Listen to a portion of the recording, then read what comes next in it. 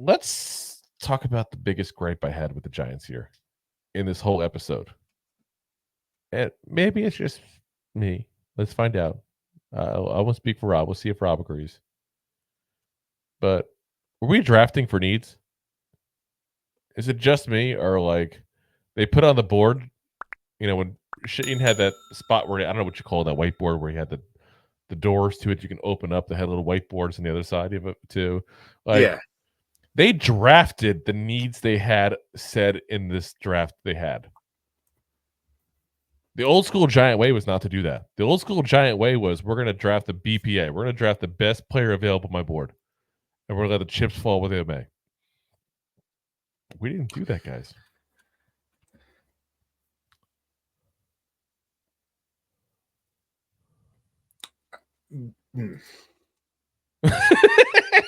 You're not wrong, but also at the same time, if you keep doing that, you become the Las Vegas Raiders, and you keep on getting tight ends because that's what falls to you.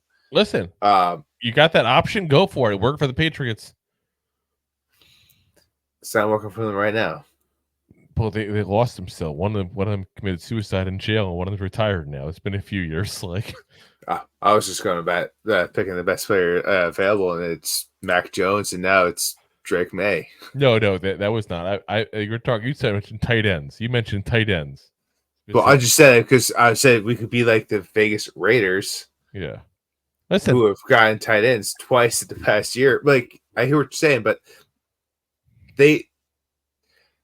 you're not wrong for making that statement, but at the same time, they went away from corner to go to safety.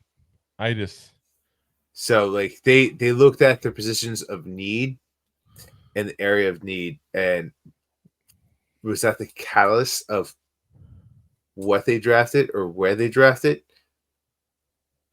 I'm not going to say yes because they probably would have took a running back earlier on if that was the case. Yeah. Would have made Mary happy. 100% would have. But to me, if you reach too far, you fall over. Correct. And I'm concerned we might have done that. And the pick I'm already concerned with when I say that is Drew Phillips. You know that. Yes. Like, I don't hide. And again, I root for the kid. He's a Giant. I want nothing but the best. I want to be wrong. I want him to work out. I thought that pick was an absolute reach. And they reached because that was the position need they deemed they had to pick in the third round. That's what they did.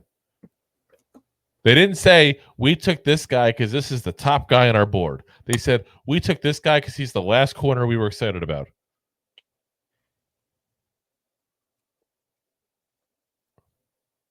Yes. You're not wrong for saying that. But what was there in the draft? Like, you could argue that here and there because you're in the third round. But you don't reach.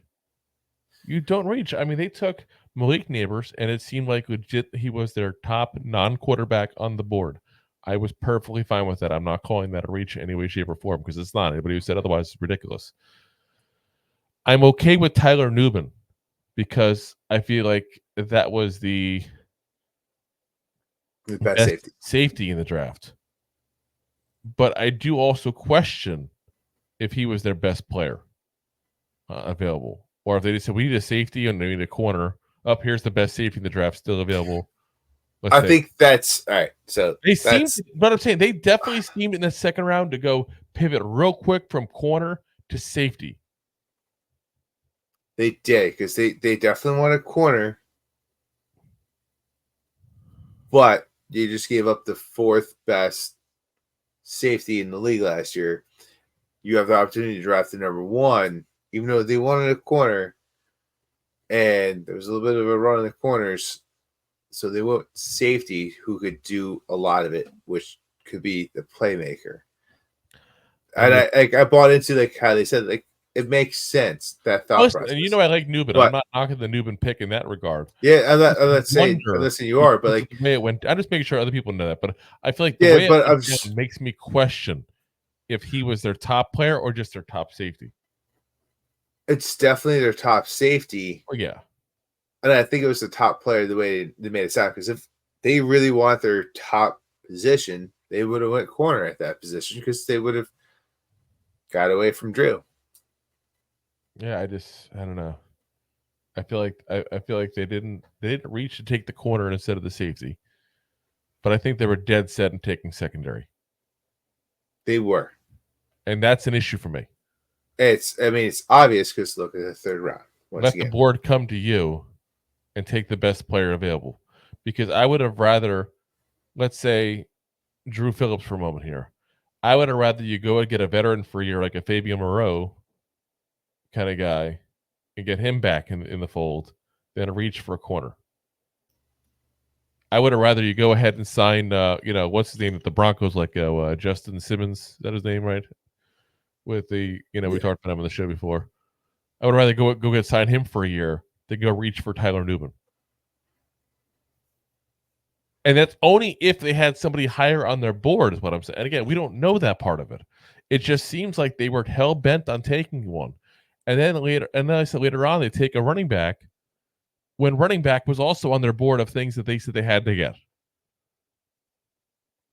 I just wonder if they were reaching, going, okay, well, here's the best player available at the 4 positions we're keying in on. You don't do it that way. You take the best player available. Within reason. If your best player is a kicker, you don't take him in the second round, obviously. Yeah, We're not the Raiders. We're not the Bucks.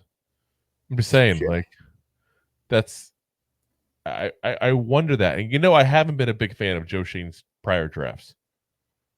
I haven't been. I've been very clear on that. I don't think that our draft picks have panned out very well. I think our free agent moves have panned out very well. But I don't think our draft picks have actually panned out as good as some people may think.